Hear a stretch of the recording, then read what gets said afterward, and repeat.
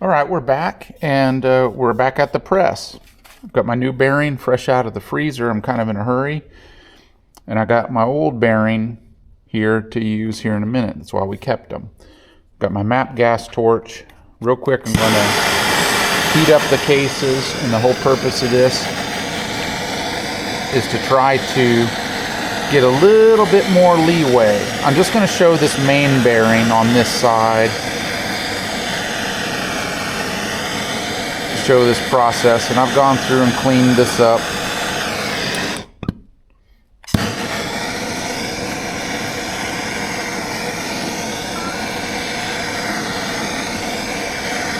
And the idea is to just get this hot enough to gain a small amount of expansion of the metal. And like I say, this other one was in the freezer. Ideally, I'd have it in dry ice.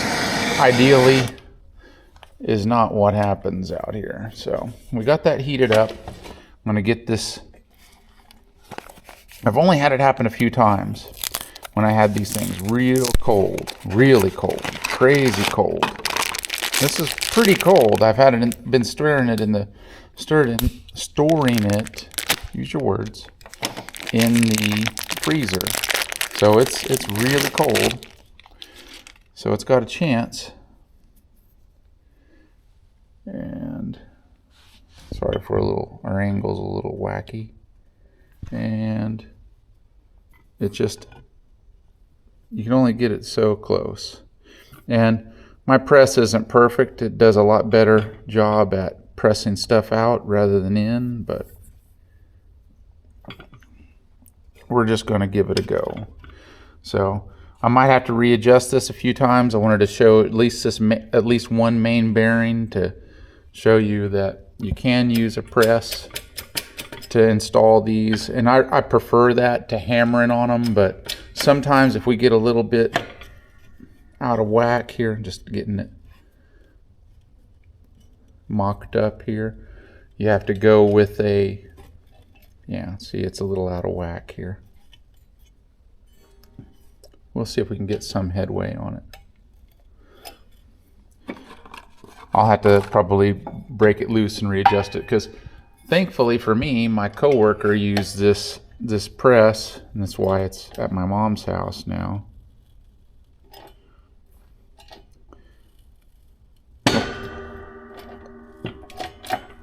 All right, so I'm going to break it loose here. He used it and he damaged these rails on the side, and this is just an entry-level press, so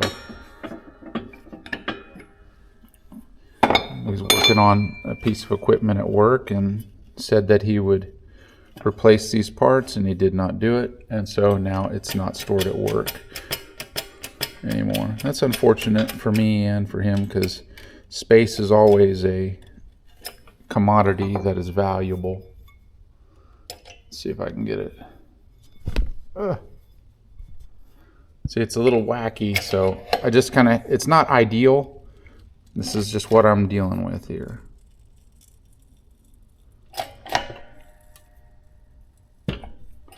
So we're down. So it's down a little bit more on the opposite side. And you know, this is one of those deals where you can hammer it in. This is a real scenario here.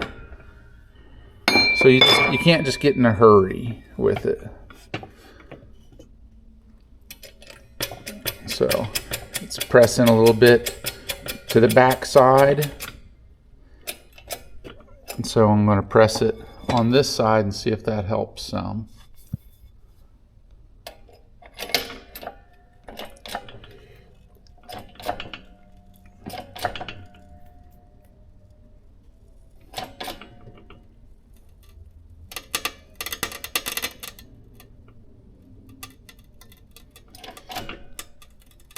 We're in a bit of a bind.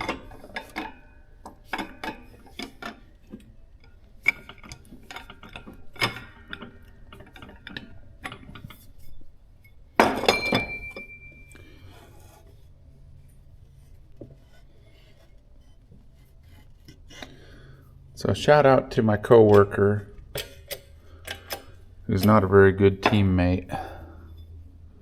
for making my life more complicated in this particular situation.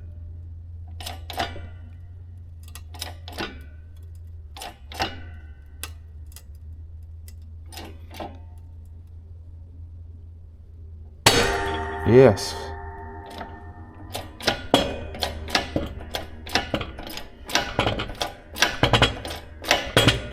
But once it gets righted,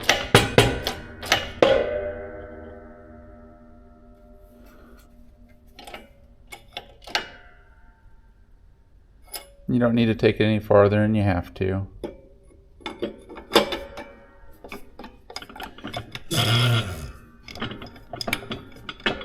Let's take a look here at our results.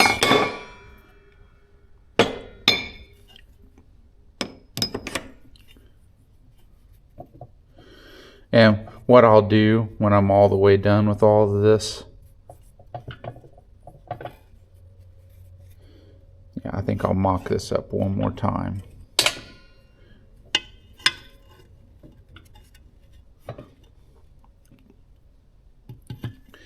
I'll give them a little bit of a whack with the hammer, just because that makes me know that it's 100% seated.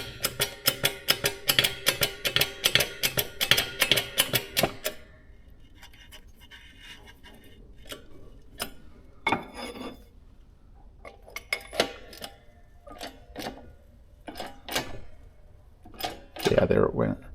The last little bit down. There was a lip over here on the back side. There we go. And I felt it go ahead and push in. So that's good.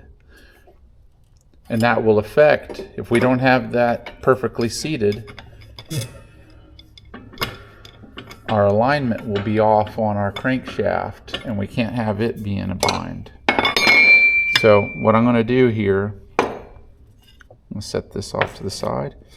Yeah. And I'll hit it with the hammer just for my own base knowledge. On this, I'm going to go ahead and put our counter shaft balancer and these two transmission bearings in. I'm waiting for the bearing that goes for the shift drum here, because it was not included in the kit, as well as the counter shaft, or the counter balancer for the crankshaft. So I'm waiting on this to come, but this I have in. So, you know, sometimes it says it's a complete kit and it's not. So when you first get it in, make sure and inventory that. I might do a recap of this side once I'm done. All right, we're back, and I went back and gave everything a good whacking. And it's the kind of same sort of the principle here. When I do that, it's just simply going over here with the piece and holding it square and driving it in there. And this is just for my own self-assurance to make sure that everything is 100% seated. So all these bearings that are in here are all brand new. And you know, try as I might, I can't help but get a little bit of dust and debris in here. So I'm gonna go ahead and clean these up just a little bit more, making sure I'm keeping contaminants out of the bearings. And I'm waiting, like I said, on the shift drum bearings, this one and this one over here. And the other thing we have to do is put these retainers on for the transmission bearings. Let's see, it's this one, and then over here there's a retainer for the shift drum bearing. And I've got those in my box over here that I'm going to store the cases in until they come in. So that completes our bottom end to the point in which we're at waiting for parts. So that's where we're going to end this one. Thanks for watching. All right, we're back, and we got all of our bearings in. These bearings, the ones on for the shift drum, came in today, and I did a little bit of work on this at work. I don't know what you call that, work, not homework. Things have been kind of slow out at the workplace, so I took a little bit of time to finish that off, and I was very thankful for that time. We haven't been on the same pace that we started out with, but I hope to kind of finish this process here pretty soon. What I'm doing is cleaning out these cases, just wiping it down just a little bit more, just kind of as a final, because we really don't want, and I'm going to continue to do this, I'm just explaining myself, but I want this to be absolutely perfectly clean. I'm going to put some assembly lube here on the bearings when we do our final fitting. But what we're doing first is I've got to put a piece right here, and we took it off to get out of our way so we wouldn't be smashing it or anything like that when it came time to press out the bearings. So I'm going to go ahead and slap this bad boy back in here, and all this is our screen that keeps it in contact with it screens out any of the material that is going through the cases so it doesn't end up in the oil pump or anything like that. So that's kind of nice. Yes. So I'm going to go ahead and get this installed, do a final install on it. You don't need to see me do this. And then the next thing that we're going to do, I'm going to go with this side over here. I'm going to install the counter shaft balancer shaft. I'm going to install using the crankshaft puller installer to install the crankshaft on this side and measure our clearance. And I'll show you me measuring the clearance of the counterbalancer shaft and the crankshaft at their point where they're the closest, because we need a certain amount of clearance when they're cold. So I'm going to go ahead and get this installed and get it in position to install those other pieces. I might off camera here clean out this side a little bit more because it's getting close to that magic moment.